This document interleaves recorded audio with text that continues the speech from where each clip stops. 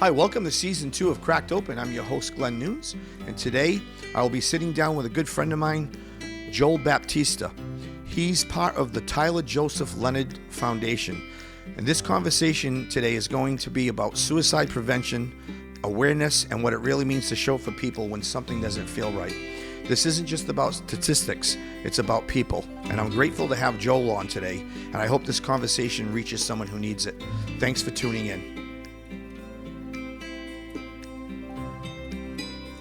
Before we get started, I just wanted to take a moment to mention a few things that are linked in the description. During my conversation, Joel talked about a few songs that really mean something to him and the foundation, and I wanted to make sure that you could find them easily. So you'll find the links to One More Light by Linkin Park, Better Days by Dermot Kennedy, and How Do I Say Goodbye by Dean Lewis. Those songs come up for a reason, and I encourage you to go listen to them. Also in the description, you'll find links to organizations and people doing meaningful work in mental health and suicide prevention. That includes the Tyler Joseph Memorial Foundation, their Facebook and Instagram pages, and Caleb Joseph, who is a motivational speaker sharing a powerful message. There's also a link to Self-Help Tour, which focuses on education, connection, and hope. All of those links are there if you want to learn more or get involved. You can also reach out to the foundation directly on any of their platforms.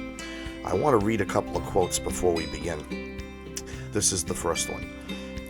I think the saddest people always try their hardest to make people happy because they know what it feels like to feel absolutely worthless, and they don't want anyone else to feel that way. Next quote. People don't fake depression, they fake being okay. Everyone you meet is fighting a battle you know nothing about. Be kind, always. The worst thing in life is not ending up alone. The worst thing in life is ending up with people who make you feel alone.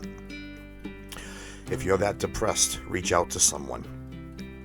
The things we fear the most have already happened to us. So I came across these quotes that really stuck with me, and they're all quotes from Robin Williams. And I think this one fits this conversation perfectly. Suicide is a permanent solution to a temporary problem. This is real life, guys, and real struggle. So please subscribe, like, and share the podcast with somebody who may need to hear this. Thank you for tuning in, and let's get started on Cracked Open. Hey everyone, welcome to Cracked Open. This is Season 2, and I'm your host, Glen Nunes. In today's episode, it's a very important one. We're going to be talking about suicide prevention, awareness, and what it really looks like to show for people when something doesn't feel right. So I'm joined today by a friend of mine, Joel Baptista, and he's a part of the Tyler Joseph Leonard Foundation. It's an organization that's doing real things, meaningful work all around mental health and suicide prevention. And it's not going to be a polished conversation. It's just going to be raw. And I'm going to introduce him right now, and I'm going to have him do most of the talking. This is my good friend, Joel Baptista. This is great. Thank you, Glenn, so much for having me on today. And, I want to thank your listeners who are tuning in for their presence, their compassion, and their willingness to hold space that really is something that is often unspoken. So, I'm here today to share a story about deep loss, but it's also about resilience and healing and hope, because I lost my nephew Tyler to suicide, as you know.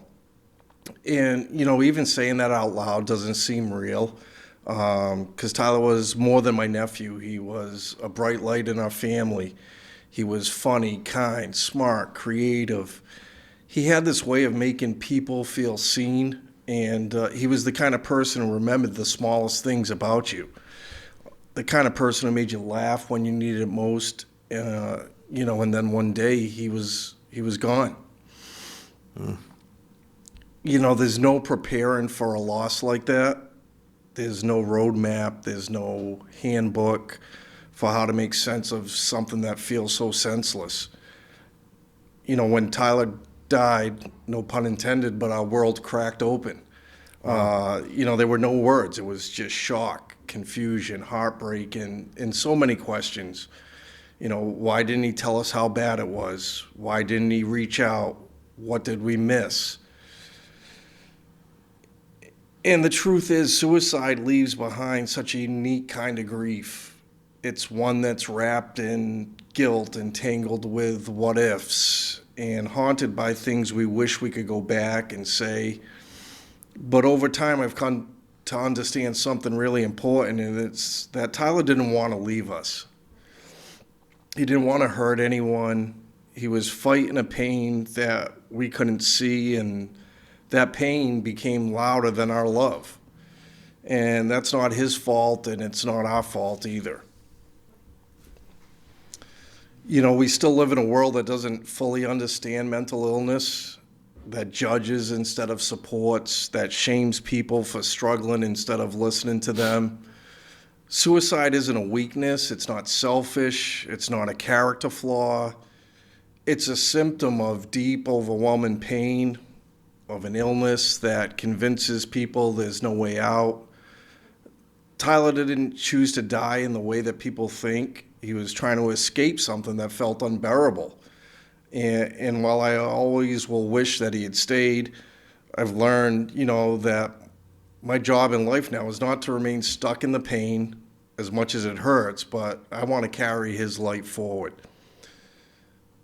The grief after suicide doesn't go away, but it changes. It shows up in unexpected ways, in the middle of a song, on a random Wednesday, in a laugh that sounds like his, or a smell that brings him back to me. And at first I thought I had to move on. But what I've learned is that we don't move on, we move with. And so I carry Tyler with me in my heart, in my memories, and the way I try to treat others. I carry him when I speak out, when I advocate for the foundation, when I support others going through their own silent battles.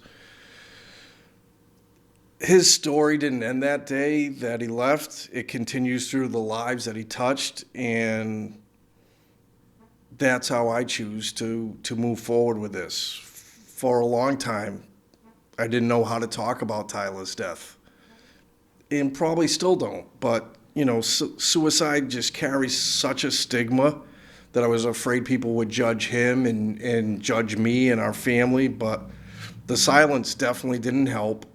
It only made me feel more alone. So, when we started the foundation, I made a choice personally to speak, to tell the truth, to say Tyler's name out loud. I didn't want it to define him how he died, but I wanted to celebrate the full, beautiful person that he was, to remind people that suicide touches real families, real hearts, real lives. And when we speak, we break that shame. When we listen, we build understanding. And when we open up, we give others permission to do the same. So, if you're listening here today and you've lost someone to suicide, please hear this. You are not alone. You are not supposed to have all the answers. You're allowed to feel joy and grief at the same time. You're allowed to laugh again, to live again. It doesn't mean that you're forgetting them. It means you're honoring their memory by continuing forward. Listen, I don't know what anybody's journey looks like, but I do know this. We are all stronger than you think, and you don't have to walk this road alone. Tyler didn't get to finish his story, but I can help with that. We can help with that. Every time we show compassion, every time we check in on someone, every time we create space for these honest conversations about mental health, we're carrying their light forward. And, if I could speak to Tyler one more time, I'd say, I love you. I miss you. You mattered then, you matter still, and I will never stop telling your story. The one thing that Tyler used to ask all the time is, why do I love so hard? Which became our logo and a theme. And at the time, I don't think he realized that it was his greatest gift, loving hard. He loved with intensity, with tenderness, with everything he had. And while that deep love made life harder for him at times, it's also what made him unforgettable. It's what made him Tyler. Excuse me. And so to honor him, we should all love hard like he did, to show up for others, to speak with kindness, to lead with empathy, to give people the love that they may not know how to ask for. And that's how we carry Tyler's light forward as a foundation, as individuals. And let his question become the legacy. Why do we love so hard? Because love is what heals, because love is what connects us, because love, even in the face of loss, gives us the courage to hope again. So let's keep choosing love. Let's keep choosing each other for Tyler and for the ones that we've lost. Wow. Well, I actually have the shirt on. This is from the... Appreciate you representing. The organization. I wear it at my gigs. You've seen me at my gigs wearing it. But those of you who don't know, I'm a musician, and I actually play this foundation does several things throughout the year. We can talk about that in a minute. But they have a one annual event, and it's a great event, and I play it with one of my duos all mixed up. I do it every year, and it's been an honor to do that, by the way. I look forward to it. I'll cancel all my plans to play that. We can't thank you enough. It's just I feel like part of it now. You know what I mean? Absolutely. It's like I love what you guys are doing. And when I first I remember the first time I played at it, I didn't even know. I wasn't sure because I met you. I played at your wife's party, and you're this great guy and friendly guy. And you gave me a bottle of booze and all this stuff, and I was playing that. First time I played, I didn't know what I was. I just thought it was. I didn't know what it was. Actually, I thought it was a party, just a paid benefit. I mean, a party. I mean, I didn't know it was a benefit. I didn't know it was this. Yeah. And I'm sitting there, and I'm like, listening. I was like, you spoke, and then you had the guest speaker, Caleb Joseph. Caleb. He was unbelievable. Yeah. And I was just sitting there with tears in my eyes, crying through the whole thing. I was like. I looked at Troy. I said, we're not taking any money for this. Are you crazy? Like, I didn't know it was this. He goes, I was in shock. It was very good, but it was, and then progressively they've gotten great, better. You guys are just, and then you're doing all these other events, and you support, every music gives event, you support us. It's been unbelievable. It's like a little partnership thing behind the scenes. I really appreciate that. But this foundation, this is an important topic. It's really an important topic. I talked about it in one of my podcasts. I don't know if it was the one I did on depression, but I talked about a prison guy that I knew. I don't know if you heard that story in there, and I don't know what I said to him. I was talking about the story earlier to somebody, but he was going through some stuff. He was this really nice guy. And this one day I just looked, he had these rings under his, he looked very dark, a dark place. And I started talking to him. And I kind of got it out of him. I said, what's the matter? And he finally told me, I've been having some issues. And it built up to this. We were talking for a few days. And then one day he looked really bad. And I'm like, and he's like, I confirmed it. His wife was cheating on him. And I was like, oh, man. I said, I'm sorry, man. And but he said that day, he's a prison guy. He said, I work second shift. And he was on his couch. And he said, I would put a gun in my mouth and I was going to blow my head off. And he goes, and I was just like, looking at him, he's like, I didn't do it. He said, because of you saved my life. I said, I saved your life? What do you mean I saved your life? He said, I don't know, you just said something to me. Something clicked in my head from the conversations we had, and I said, this ain't worth it. And I didn't do it. So I don't remember what that was. I didn't want to push the issue. I was just happy he was there. But it doesn't matter, right? Yeah. I mean, but the awareness was important. You took the time to check in with somebody. Mm-hmm. And, we do not to get off topic, but we do speaking engagements at local high schools with Caleb Joseph. And I open up for him to talk about a little bit about the foundation and how we came about this collaboration with Caleb. And I tell the kids, I said, I reached out to Caleb via a questionnaire online. I thought I was going to get a response back from somebody sitting in a cubicle. And on a Friday night at like 5 o'clock, I got a phone call, and it was Caleb Joseph himself. Wow. And, we had a 15-minute conversation, and he asked about what I was going through and about Tyler. And at the end of that conversation, he said, I have to be involved. I'm 100% on board. And I tell the kids, look at what's come from this 15-minute conversation with Caleb. We've touched over 8,000 students in the South Coast area with his speaking engagements. If he could give me 15 minutes, imagine what you can do by giving a friend or someone who needs 15 minutes. Even if you get 5 minutes, it doesn't matter. Just being connected and checking in on someone can make such a difference. I tell people, I say sometimes you don't even have to sit, like you said, doesn't matter what you say. Sometimes just sitting with them or just being there, people like, oh, hi, because we've all been in, I'm sure you've been in dark places at times, and it's like that person that steps up for you, you go, it makes you, But talking about Caleb, what's incredible, a lot of people don't know him, and I'm going to put the links to your foundation in anything you want me in the description of this podcast, so people can actually just click on it and read up a little bit more.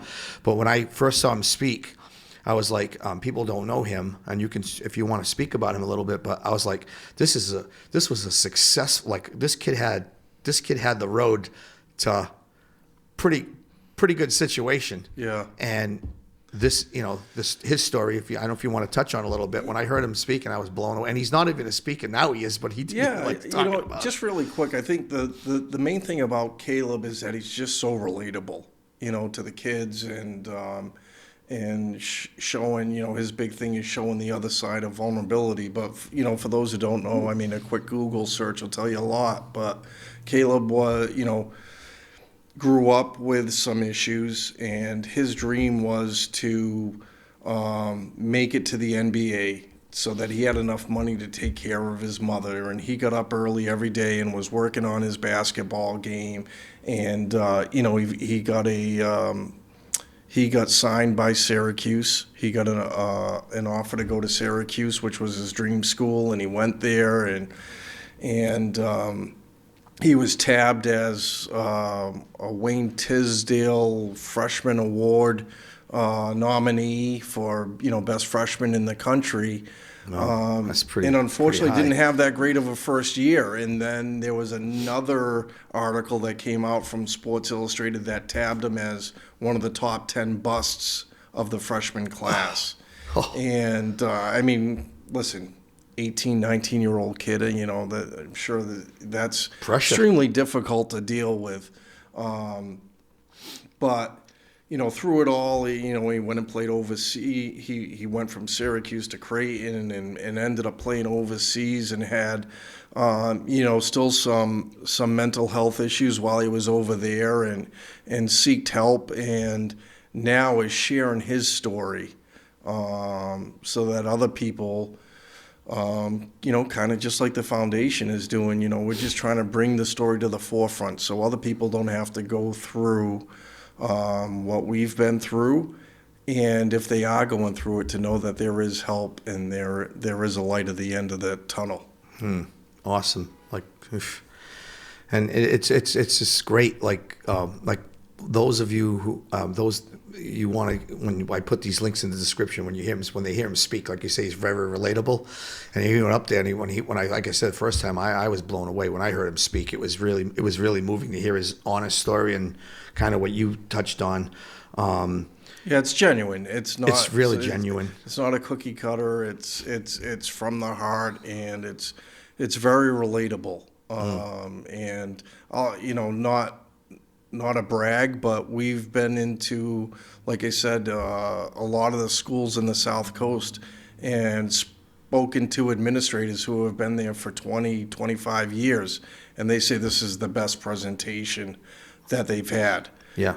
So to me, it's way more important than a math or a science class. If you can block 2 hours out of your day to have this gentleman come in and speak to your students, it's something that's going to resonate with them for a long time. Definitely.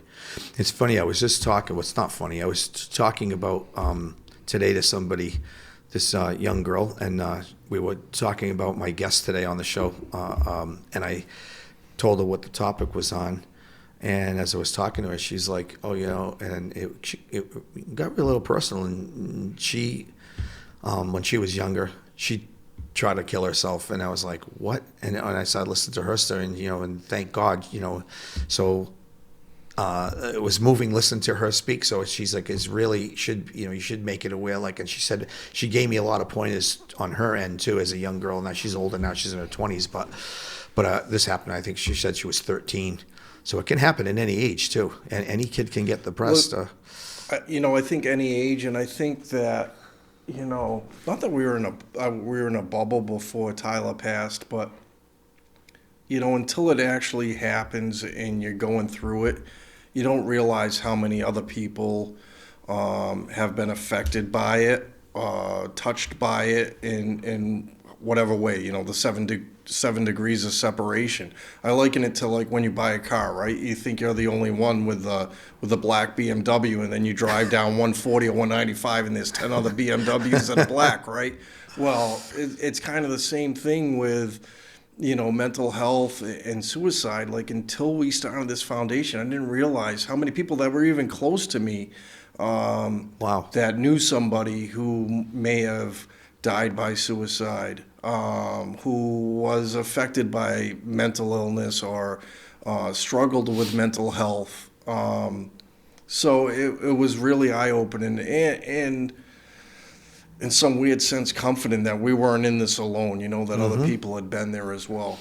And we'll talk about Tyler a little bit more, but like the point, a couple of points I want to make here, just listening to what you just said, is that, Tyler was played guitar, and no one's seen this coming. Like you said, he was this bright light and stuff, and so that's one thing when you don't know that, like that's beyond a shocker when this happens, because you're like, wow, you didn't even pick up on it. It's not like he came to you, hey, I need to talk to you, and this happened. So, but then you got speaking of the awareness part, and you could probably touch more on how to be aware or like pay attention, is that I was just told a story. Like you said, you run into people and you hear these stories.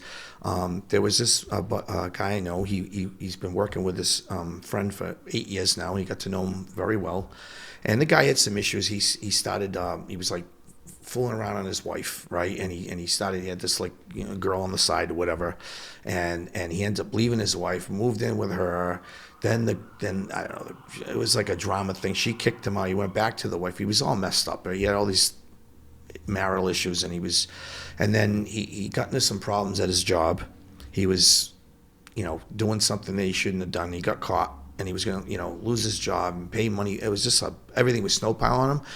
And the guy tells me, he says, he takes the work van and just drives out to a town, I'm not going to say where, because in case, I don't want to mention names or whatever.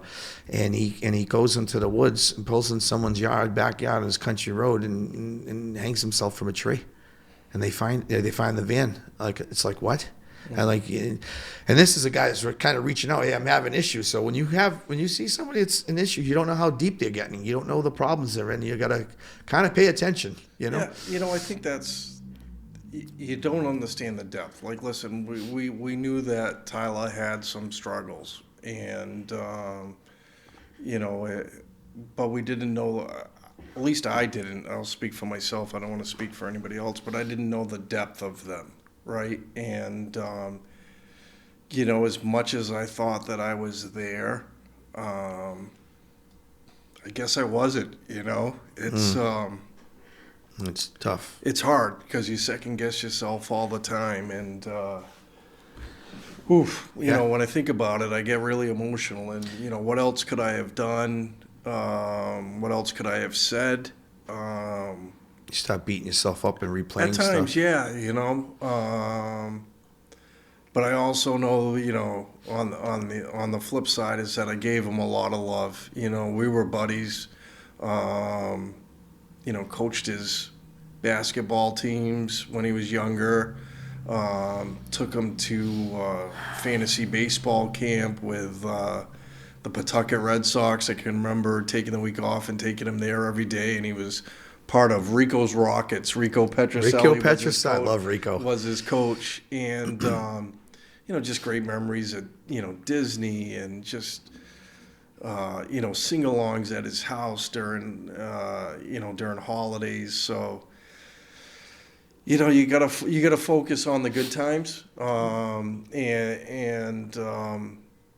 the hurt's always going to be there. It never goes away. You just make room for it, and the foundation has helped with that a lot. Is knowing that, listen, with some of the things we do, if we just help one person, that's the difference. I don't think we're going to change people's minds overnight. I mean, there's a huge stigma with mental health to get people to talk about it.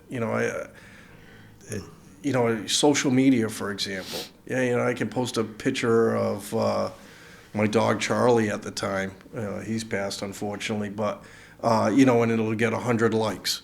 Yeah. But if I post something about mental health or what the foundation is doing, it gets 9, 10, whatever. We're not doing it for the likes, but the point is, like, I know what you're saying. feel like people, if they like it or if they share it, they feel like they're saying that they might have an issue with, and that's not the case. We're just trying to start the conversation. Mm-hmm. Let's start the conversation. Great way to put it. And help us create it so that other people who may be shy about reaching out don't feel shy. It's become more common. Like, there's a lot of people who are dealing with mental health issues. Big thing. We don't need to sweep it under the rug. We need to tell people, like, it's okay to not be okay. Yeah, that's cliche, but it's true. It's so true. So, just listen to what you said right before that. I have a friend, it was one of my childhood friends who lost a son, and I've had many conversations with him, and he does the same thing. You beat yourself up, shoulda, coulda, woulda type thing, and I'm like, what can I say? I didn't, he's lost a child, and so but I get it. So someone like you, if someone's listening right now to our podcast, to this interview, what would you say to, like, someone like in his situation or someone else that kind of what you just said, like, you think you could have done more? What would you say to them? Like, it's not your fault type thing. Like, I don't know how you would word it, but what would you say to someone that's in that position where they're feeling guilty or a little like maybe I could have done more? Yeah, I think it's kind of what I spoke about a little bit earlier.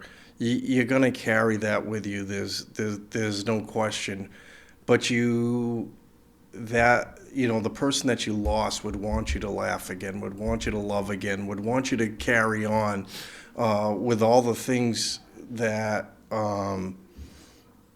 make you be you, for lack of a better term. And listen, the foundation has no clinical experience in mental health. What we have is relative experience with, losing Tyler. So, anything through the foundation, if someone's struggling, if someone was to reach out, would be to, enlist 988, and they have all the support services that you need. But in talking to a friend, I would say, like, hey, I'm there. You can reach out to me. And I think I've been better at that, better at checking in with people. Sometimes the phone doesn't work both ways, right? And you haven't heard from someone in a long time. I'm more apt at saying, you know what, I don't care. I'm going to reach out and just see how this person's doing and just check in and, hey, how's it going? Because that could make a difference. Maybe they're not reaching out for whatever reason. Listen, life's busy, right? Everybody's busy with life. But sometimes people are going through something and they feel like they're bothering you by reaching out. I never want anybody to feel bothered. Right. Because and people shouldn't. It's hard to realize that. I think that there are resources out there, whether it's 988, but there's also closer resources. There's friends, there's family, there's teachers, there's counselors that are open to listening to you. And it's tough to have that trust, I think, to say, like, hey, can I open up to this person? But I think a lot of people would be surprised if they do open up, that those people are willing to listen or just, as you said earlier, sit in their presence so that they feel more comfortable in their own skin. I talk about it in many episodes, a lot what you just said. Myself, I had a tough year last year. You went to my granddaughter's thing there, but I had a lot on my shoulders, man. I was getting punched, Joel, like one after the next, and I was in a tough spot. I mean, I'm saying to them, we're all normal, and I say this over and over. There's so many people, and I don't ever want to be a burden or call or cry or complain to people, but I call them my top 5. I had 5 like solid. I had 5. I'm lucky. If you can get 1, you're lucky. Yeah. I had 5 solid people, and still even till today, call me every day, just to check in on me. I just talked to a friend of mine earlier. He just checked in with me and just checking in on me. That's all he said. So I'm good. I'm good today. Told him I was here, but I get like 5 solid people that would call me like literally every day. Yeah. And some of them would talk to me for hours. Some of them were just to check in. And I'll tell you what, it helped so much, man. It really does. And sorry, not to interrupt, but Caleb touches on that in his conversation with the kids. He's like, how many people do you have in your inner circle that you would trust? Do you have 5? And maybe out of 500 kids, 5 hands go up. Do you have 4? 10 hands go up. Do you have 3? 20 hands go up. This is out of a crowd of 500. It's crazy. Then do you have 1? Wow. And nothing. So, you know what I mean? Like, whoever it is, whatever your team is, whether it's an actual team, whether it's a teammate, whether it's a spouse, whether it's a friend, whether it's a family member, whether it's a coworker, trust that there's more people out there that are willing to listen than you believe. And I think this is great, and I'm glad we're doing this, and this conversation we're just going with. This is great, but the more this is all coming to my head as you're speaking. I talk about I call them the top 5, the people that call me. I had so many people, that would actually text me, sometimes not even call, mostly text, hey, I'm here for you. And then you don't hear from them ever again. I'm here for you. I'm here for you. But I had other people who call me every day and just check on me or whatever. So it's not good just to say, hey, I'm here for you, and then you never hear from me. I'm not trying to make people feel guilty or whatever, but like you said earlier, if you could help one person by your foundation, it's worth it, right? Yeah. So it's the same thing. If you could just make that one call or sit with that one person, whatever, and like that cop, that prison guy I was telling you about, I don't even know what, like you said, did it matter what I said? I don't even remember. I was looking at him like, huh? Like, yeah. When someone says it to you, it's kind of moving. It's kind of shocking. You may not even realize, I had a buddy who I just reached out to. Something seemed off. And I was like, hey, just checking in to make sure you're okay. And he was, it's just, life stresses, work, whatever. But how appreciative he was that I just checked in. He says, I always feel like I have to check in on everybody else. It felt so good to have someone check in on me. I appreciate you, brother. You know what I mean? So how long does it take? You know what I mean? To send that text, to make a phone call. But to your point, if you're going to send that text, if you're going to talk the talk, walk the walk, right? Because everybody's busy. We're all busy. But but we're not, not busy enough for that. We're not too busy. You know what I mean? So yeah, I think that's one of the things that I would stress is, if you're going to be there, and I say that when we go speak, I'm like, be kind, be connected, and that'll help you be the difference. Mm-hmm. So. And the person you were just talking about is actually me, just a few seconds ago. And I appreciate, like I said, I call them the top 5, but to them it's like a little thing, but I appreciate them so much, like, for even doing that, like reaching out to me just to check on me. I'm not gonna do anything, crazy, but people, life is, you just don't know. You didn't think Tyler was gonna do that, So it's them checking in. Like one of them, I don't like to name names, and I don't want to embarrass them. One's my sister, so she would call me every day, and I would, and whether I wanted to hear what she had to say or not, I knew she was there. You know what I mean? So it just mattered.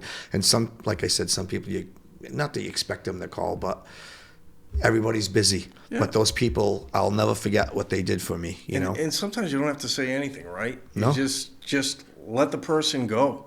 Let them talk. Let them get it off their chest, maybe. And that might be enough to just make them feel better. Just knowing that they have someone who's a good listener. We don't listen.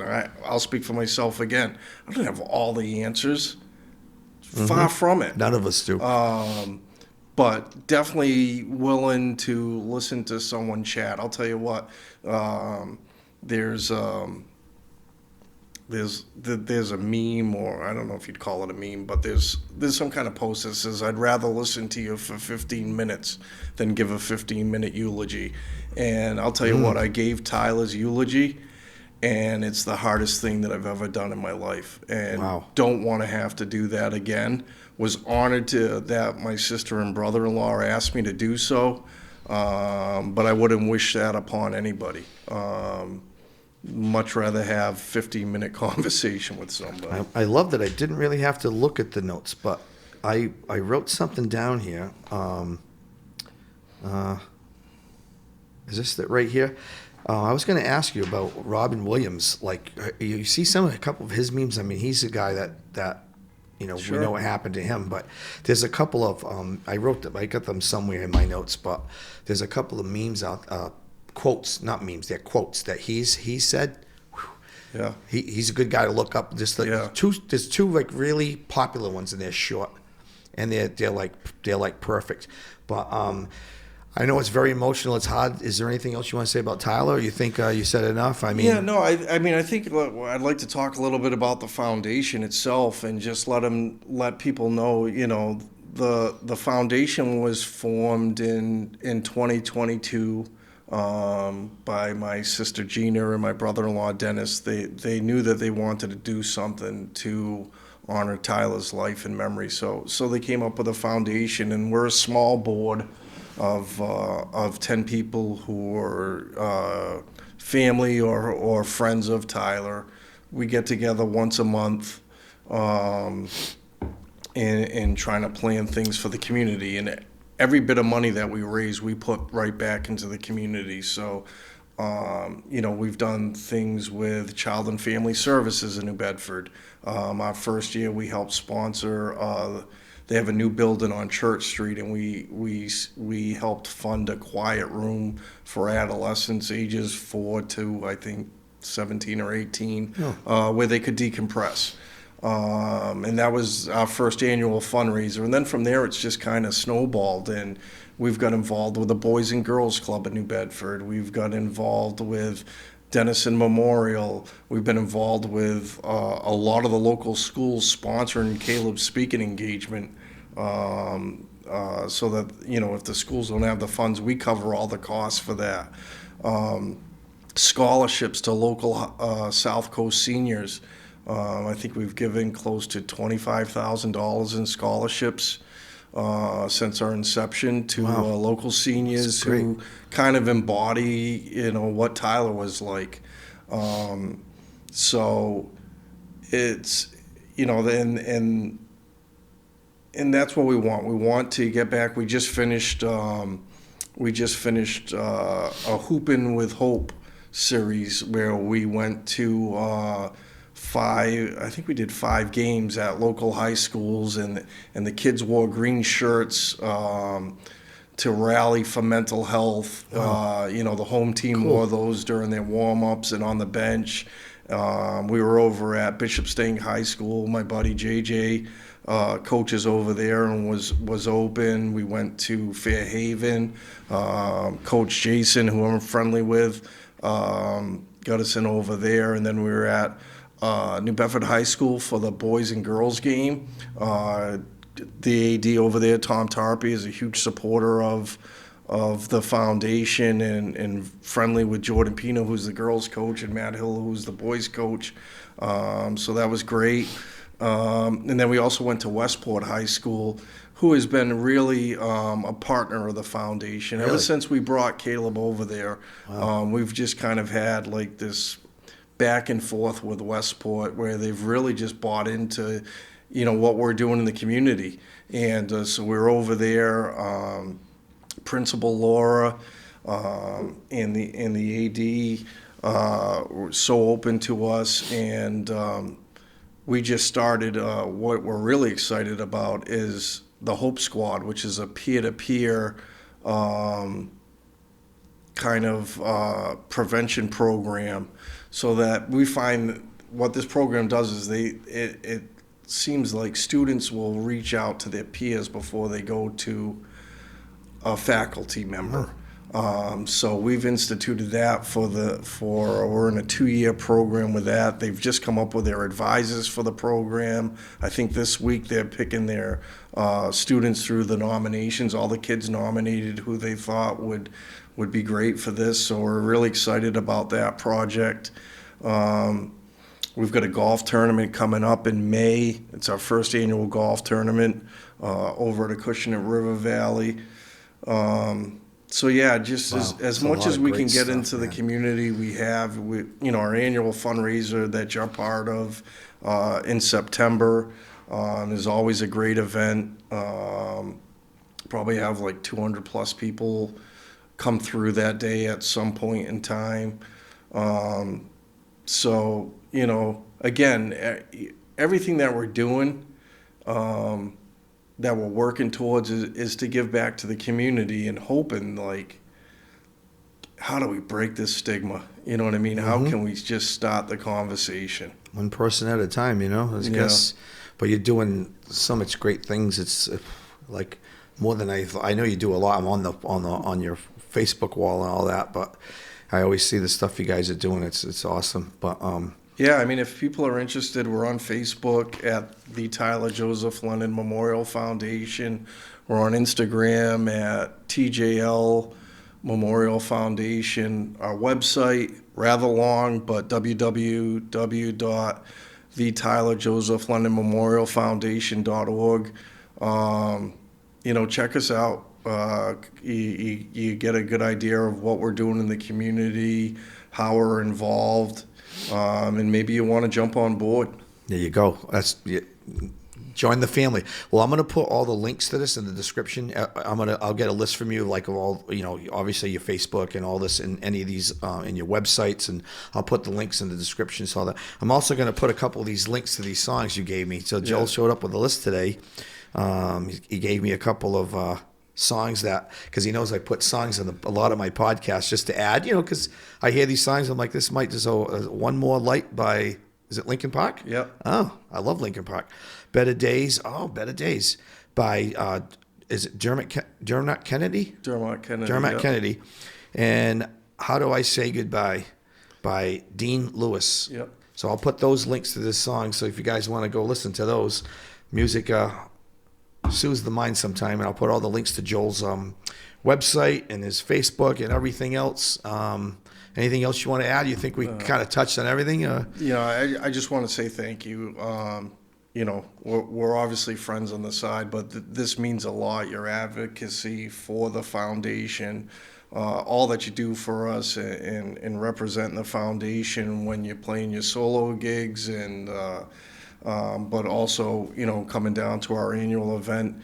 And I just think, I think Tyler's looking down. I think he's smiling on the work that we're doing, and that makes me smile. Makes you smile. Well, dude, it's been great having you on. Appreciate you, brother. This is Cracked Open with my good friend Joel Baptista. I'll put all the links in the description. You can get on board with them, and it's a big awareness, and it's a big important thing that we discussed today.